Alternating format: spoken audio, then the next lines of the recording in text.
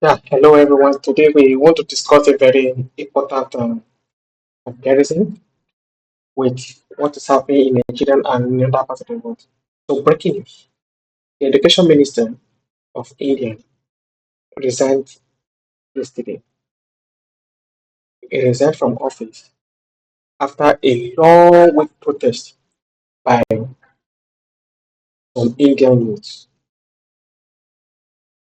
who were aggrieved because of a level of examination irregularities.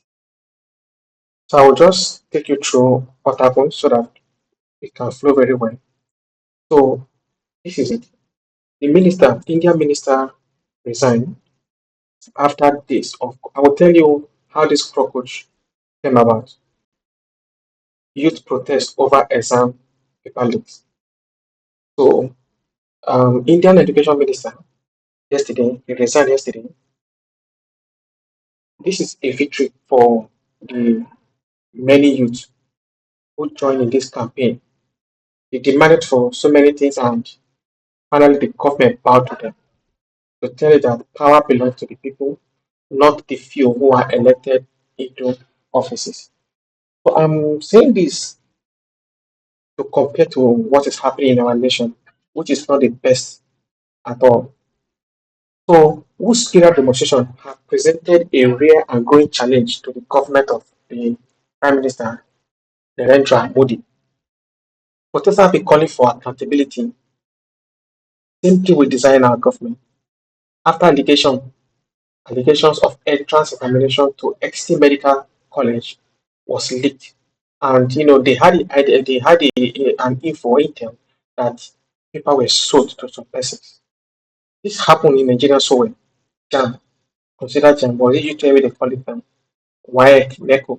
Yet those people are still being kept in office. That is why this thing cannot be fought, cannot be changed. So the youth were this led to arrest by the youth campaign known as the Cockroach Janata Party. Okay, so this is the minister now. Dharmendra Pradhan announced his resignation yesterday because of pressures, like I said, because thousands of people gathered in New Delhi demanding for his removal, you know, and why? And they wanted this is a specific demand, sweeping reforms in examination system. Even though the prime minister have not accepted the resignation letter, so but at least this young man, Dharmendra, Dharmendra took a very honorable position to have tendered this letter. In the wake of his election, this is the cockroach, the younger generation and the Gen Z generation, and as it will end its nationwide protest because they've been protesting for since melting now. So the government has agreed to review the party's 5 point exam reform plan. Does it look like what it is and they are achieving it? This is a honest request. Power belongs to the people and government must do it. Agreed to review the party's 5 point exam reform plan and will meet with members of the government to discuss this. This is how nation grow. So this is the leader of the CGP, Abhijit Tiket. So here is resignation. Now I want to uh, take you to how this cockroach party came about. You know,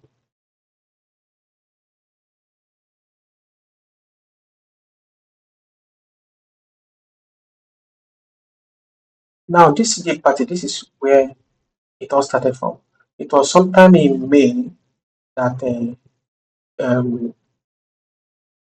Chief Justice of one of the judge in India, you know, called the youth cockroaches. That is those who are not employed cockroaches. So this city go down well, and quickly they used that to form a party. And of course, it united the people, and you see, it's becoming a force. So this movement has been spearheaded by the CGP, which is the Cockroach Janata Party, a youth-led campaign that began as an online joke. It was like a joke, but has evolved into a political force, channeling the frustration of millions of, many people could resonate with it because this was the same thing Buhari called us that time. Yet, till today, nothing happened. Hair didn't roll, He left office and everything fine until whatever nature happened to him. Now he called us lazy youth, but look at someone called the youth cockroaches, and they are feeling the heat right now. So, funded by I think it's a Boston University graduate, emerged in May after comment by the Indian Chief Justice were widely interpreted as comparing unemployed, you can see, unemployed young people to cockroaches. This was the same thing that Buhari did to us some times ago, and nothing happened. In short, the youth have, it's like it's just true. But Indian youth refuse to accept that.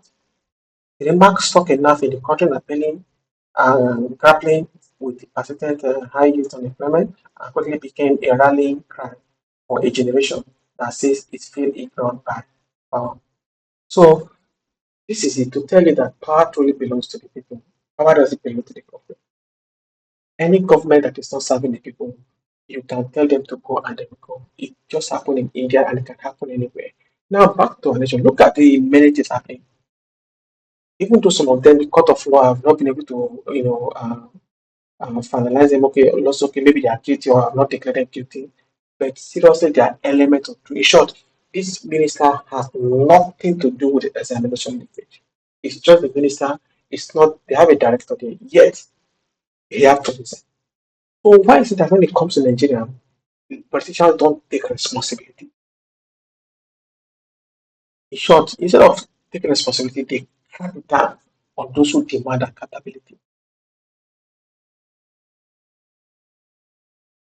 Or rather, they weaken the youth that they cannot do anything. Just look at the so many atrocities going on currently within just, let's even limit it to just the past 2 months.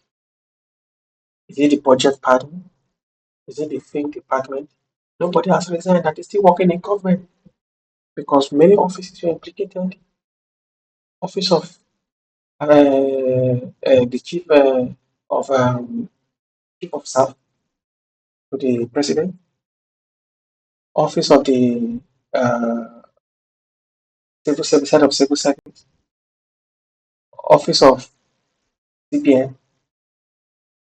then even the so-called senators and representatives. All this were implicated in that scenario, yet everybody is still pushing like as if nothing happened, like as if everything is fine. How about the inclusion of the food department budgeting in the national budget? Who wrote that? Till today, we've not been able to get any answer. You remember when they kidnapped those guys in Kevin? The principal came and said, few minutes to when they will come, they called the military people who were guiding that school to leave. Who made it come? I think the Senate even went to a point of asking who made it come. They now not answer to our nation. Youth, we must arise. If we don't wake up, we don't change this narrative, we'll keep complaining in the next 10, 20, 50 years until we take this drastic measure of chasing these people out of office when they are not measuring up to capacity. Thank you. God bless.